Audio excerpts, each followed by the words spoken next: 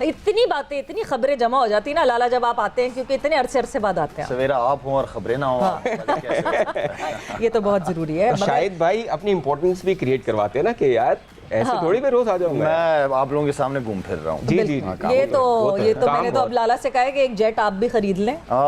काश दुआएं ये ऐसी हैं। It's in the plan. But Lala, खबरें मुझसे ज्यादा जो है ना, वो खबरें इस वक्त मेरा ख्याल से हर जाविये से मैं देखूं कि किस किस के लिए खबरें, तो सेठी साहब रोजाना एक नई खबर दे रहे हैं हमें। सो हमारा काम चल रहा है, हमारा काम बन रहा है, बिकॉज सेठी साहब जो हैं वो डेली बेसिस पे, जब सुबह आप अखबार खोलें या कोई टैबलॉइड खोलें तो खबर होती है। हम कहते हैं फिर सेठी साहब की खबर लग, अच्छा एक नई बात। So every day there is a new news, every day there is a new interview. मज़े की बात ये है कि हमको इंटरव्यू नहीं दे रहे, वो सारी बाहर इंटरव्यू कर रहे हैं।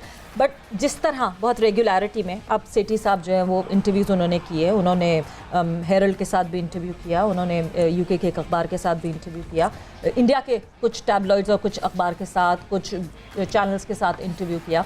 लाला, शुरू के 2 से 3 दिन सेठी साहब का स्टांस बहुत अच्छा था, हम सब साथ खड़े हुए थे, हम सब बैक कर रहे थे Asia cup hybrid model. But over the period of time ना बीसीसीआई से कोई रिप्लाई आ रहा है, लगातार हम ये जा रहे हैं कोई ना कोई कमेंट, मगर बीसीसीआई से कोई रिप्लाई नहीं आ रहा।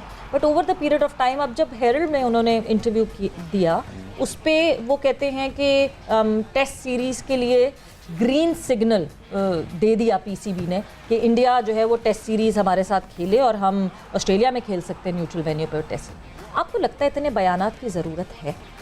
सवेरा बिल्कुल ठीक कहा आपने। देखिए, जहाँ पे नजम सेठी साहब अगर अच्छा काम किए उन्होंने पीएसएल की शक्ल में, तो हमने बड़ा उनको अप्रिशिएट किया है। बड़ा ज़बरदस्त इनिशिएटिव था उनका, ये क्रेडिट सारा उन्हीं को जाता है।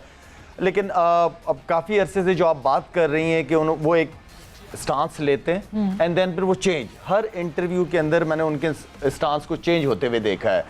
आप ज़बरदस्ती किस तरह किसी का मेहमान बन सकते हैं? वहाँ से आपको किस कौन से ग्रीन सिग्नल मिल रहे हैं? वहाँ से कोई सोर्सेस वहाँ से बताती हैं तो आप समझते हैं बीसीसीआई की तरफ से आई है। ज़बरदस्ती मेहमान बन जाना किसी का, आई मीन के शुरू में जिस तरह आपने कहा कि उन्होंने एक स्टांस लिया था, हम सब उनके साथ थे कि बिल्कुल सही बात की है उन्होंने। लेकिन वक्त के साथ साथ आई डोंट नो कि क्यों इतने इंटरव्यूज़ दे रहे हैं, क्यों अपने स्टांस से हटे जा रहे हैं। आप एक स्टांस ले, हम सब आपके साथ खड़े हैं, पूरी कौम आपके साथ खड़ी हुई है, इवन की गवर्नमेंट आपके साथ है, तो आप बार बार उसको क्यों चेंज कर रहे हो? आप कभी क्रिकेट कहीं करा रहे हैं, कभी मैंने सुना कि इंग्लैंड की बात भी कर रहे हैं, एशिया कप। आई मीन समझ नहीं आ रहा। उनको ज़रूरत नहीं है हर जगह इंटरव्यू देने की।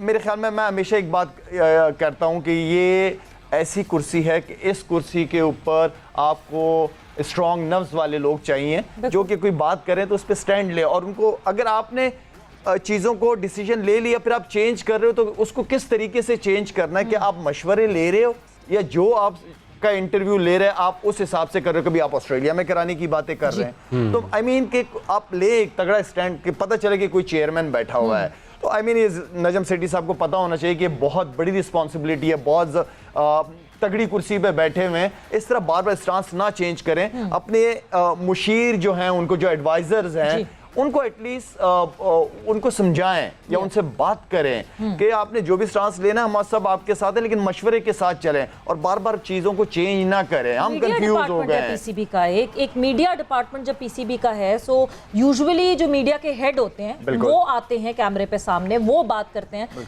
कहाँ किस मुल्क का चेयरमैन इतना आता है सामने और बात करता है और इंटरव्यू नहीं करता? सवेरा नहीं करता। देखिए, अब यहाँ पे थोड़ा सा ये है कि बंदा जब 60, 65, 70 साल तक पहुंच जाता है ना, तो मैं समझता हूँ कि इस कुर्सी पे थोड़ा सा ऐसा बंदा चाहिए जो चल सके, जो स्ट्रॉन्ग हो, स्टैंड ले सके।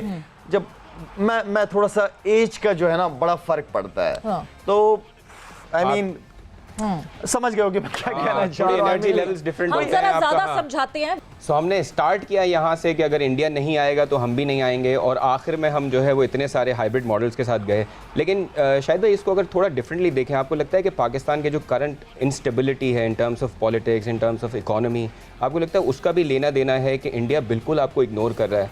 और जैसे सवेरा ने भी कहा कि इंडिया की तरफ से कोई क्लियर कम्युनिकेशन नहीं है कि आया वो करने क्या जा रही है एशिया कप को लेकर। और क्रिकेट जब भी आता है तो इट्स नॉट जस्ट स्पोर्ट, वो हमें पता है कि उसका पॉलिटिक्स से, उसका गवर्नमेंट से लेना देना होता है।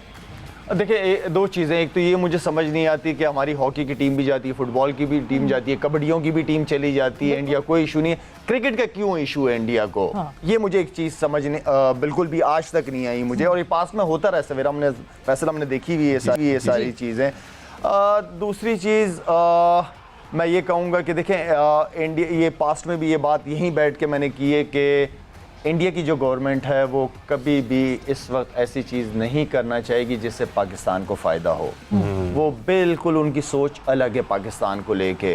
वो पाकिस्तान के साथ कोई किसी भी फॉर्म के अंदर वो अपने रिलेशनशिप को बेहतर या उस चक्कर में करना ही नहीं चाहते। वो क्रिकेट, क्योंकि क्रिकेट दोनों मुल्कों के अंदर बहुत देखी जाती है और क्रिकेट की वजह से काफ़ी रिलेशनशिप बेहतर रहे हैं हमारे साथ पास्ट में। लेकिन मेरे ख्याल में जब से ये हुकूमत आई है मोदी सरकार, इसमें देखे जाए तो पाकिस्तान को उल्टा नुकसान ही देने की उन्होंने कोशिश की है, कभी फ़ायदा नहीं पहुंचाया और ना मुझे कभी उनसे उम्मीद रही है कि ये कुछ पाकिस्तान के लिए ऐसी चीज़ करेंगे जिससे पाकिस्तान को फ़ायदा हो। तो मैं तो खैर अभी तक उसी स्टांस पे हूँ, जब तक ये गवर्नमेंट है मुझे कोई भी अच्छी उम्मीद नहीं है। हाइब्रिड मॉडल जो प्रपोज किया नजम सेठी साहब ने, मतलब मुझे ये लगता है कि एटलीस्ट उन्होंने एक मिडिल वे निकाला कि कहीं तो ये ऊँट किसी करवट बैठे और इवेंट हो जाए, क्रिकेट ना सफ़र करे। सवेरा ऊँट को तो बिठाना था जी, ज़रूरी भी था। हाँ। ठीक है ना, क्योंकि स्ट्रगल आखिर में हम ही ने करना था। तो इसका बेहतर तरीका ये था कि इन्होंने अब जो डिसीजन लिया है कि चलो आप 4 मैचेस यहाँ पे कर लो एंड देन फिर दुबई या श्रीलंका जहाँ पे भी इनकी आपस की अंडरस्टैंडिंग बनती है वहाँ हो जाए, लेकिन एटलीस्ट क्रिकेट तो हो जाए ना। एक तरफ तो बैठे, क्योंकि अभी एशिया कप है, फिर चैंपियंस ट्रॉफी, वर्ल्ड कप, वो सारे इतने बड़े बड़े इवेंट्स हैं। तो जो भी डिसीजन लेना है क्लियर डिसीजन लें, करना है नहीं करना है तो किधर करना है, ये डिसीजन हमें लेने पड़ेंगे, चाहे वो सख्त हो जैसे भी हो, वो डिसीजन आपको लेने पड़ेंगे।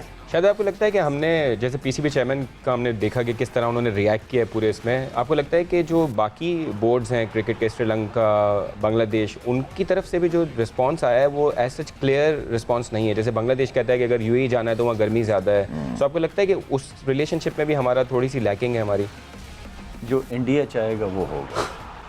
इंडिया तो श्रीलंका से भी करेगा बात। श्रीलंका हम सबको पता है कि फाइनेंशियली कितना स्ट्रांग है क्रिकेट में, उनको भी पैसे की जरूरत है, चाहे वो बांग्लादेश हो चाहे वो नेपाल हो, जिस तरह इंडिया कहेगा वैसे करेंगे ये लोग। बट फिर लाला ऐसा क्यों? हमने ऐसा क्यों? इंडिया को स्ट्रांग बनने दिया। इंडिया बोर्ड हमेशा से तो इतना स्ट्रांग नहीं था, सो हमने तो अपनी स्टैंडिंग खुद नहीं बनाई। हम तो अभी भी आपस में लड़ रहे हैं। हम ये सारी चीज़ें साइड पे रखते हैं, एशिया कप साइड पे रखते हैं, हम वर्ल्ड कप साइड पे रखते हैं। क्या हुआ पाकिस्तान में? हमारा डोमेस्टिक चलना शुरू हो गया? क्या जो इलेक्शंस नजम सेठी साहब ने करवाने थे वो हो गए? वो चीज़ें जब हम अपना हाउस इन ऑर्डर नहीं रख रहे तो हम कैसे किसी और को ब्लेम कर सकते? इसलिए मैं कहता हूँ कि पहले अपने पाँव पे खड़े हो जाओ, यस, फिर उसके बाद दूसरों को दिखाओ आंखें। लेकिन हम अपने पाँव पे ही नहीं खड़े हो रहे एज अ Exactly. कौम। अभी तक हम पाँव पे नहीं खड़े हो रहे अपने, कि हमने आखिर जाना किधर है, हमारे जो बड़े हैं वो हमें किस डायरेक्शन में लेके जा रहे हैं, हमें पता ही नहीं चल रहा। तो बिल्कुल। इसलिए कौम का और हम सबका यही हाल है। बिल्कुल।